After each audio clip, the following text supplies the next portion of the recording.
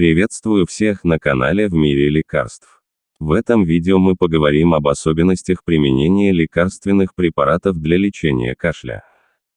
Кашель – это рефлекторный форсированный звучный выдох, который возникает как защитная реакция при скоплении в воздухопроводящих путях слизи, мокроты или при попадании инородных тел.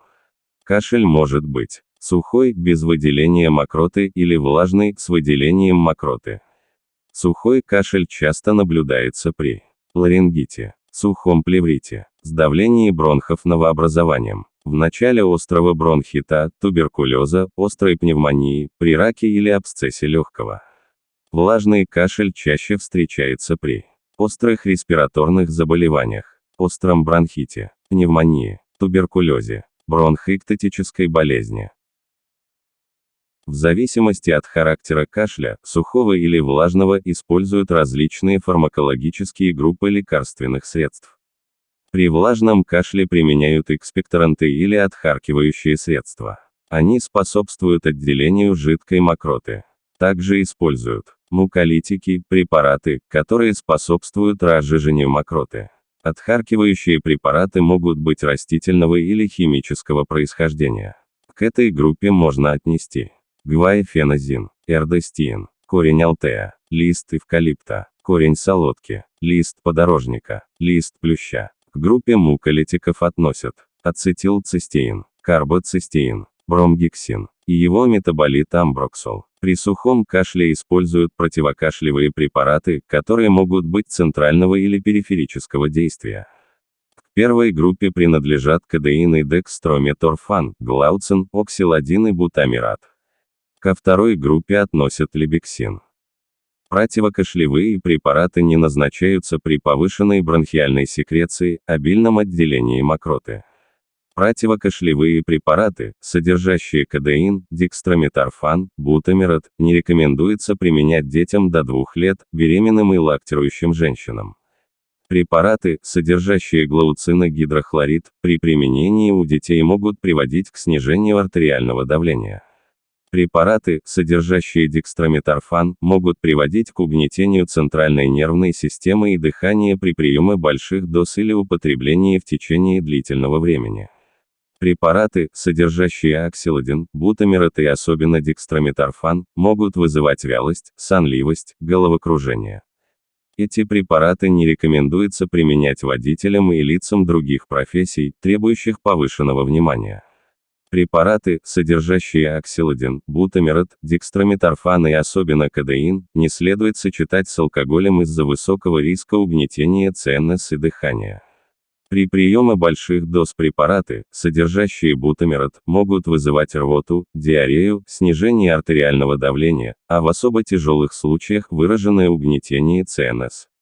Таблетки либексина следует глотать не разжевывая, в противном случае возможно онемение, потеря чувствительности слизистой рта и глотки.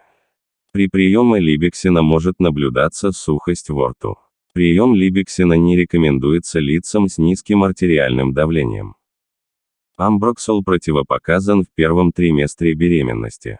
Ацетилцистеин может вызывать легочные кровотечения, нарушать функцию печени и почек, у больных бронхиальной астмой провоцировать бронхоспазм.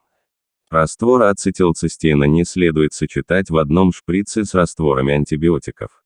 Интервал между приемом антибиотиков и ацетилцистеина должен быть не менее 2 часов. Бромгексин и амброксол могут повышать активность трансаминаз печени. Бромгексин и амброксол несовместимы со щелочными растворами, с препаратами, содержащими кодеин. Бромгексин и амброксол стимулируют синтез сурфактанта, который улучшает функцию альвеолярных клеток, облегчает выделение мокроты из дыхательных путей. Бромгексин не назначают детям до 3 лет. Карбоцистеин не рекомендуется назначать лицам с язвой желудочно-кишечного тракта. Карбоцистеин и амброксол улучшают всасывание антибиотиков. Отхаркивающие нельзя сочетать с препаратами, тормозящими кашлевый рефлекс, кодеин, глауцин и с антигистаминами, которые сгущают мокроту, например, димедрол, супрастин. При приеме отхаркивающих не следует назначать препараты, обезвоживающие организм, например, мочегонные, слабительные. Отхаркивающие препараты рефлекторного действия при превышении дозы могут вызвать рвоту, противопоказаны при заболеваниях желудка, гастрит, язвенная болезнь. Отхаркивающие препараты следует запивать обильным щелочным питьем. Рекомендуется выпивать дополнительно к физиологической норме 20% жидкости для компенсации физиологических потерь. Клинический эффект отхаркивающих средств, как правило, отмечается не ранее 6-7 дня лечения. В первые 2-3 дня приема отхаркивающих препаратов кашель и отделение мокроты могут усилиться, данные явления свидетельствуют об эффективности препарата. При наличии острого воспалительного процесса предпочтительны отхаркивающие препараты растительного происхождения. При передозировке или длительном приеме препаратов, содержащих йодиды, возможно возникновение йодизма, ринит, сонливость, пастозность, возможны явления гипертиреоза, тахикардия, тремор, повышенная возбудимость, бессонница, диарея чаще у лиц старше 40 лет.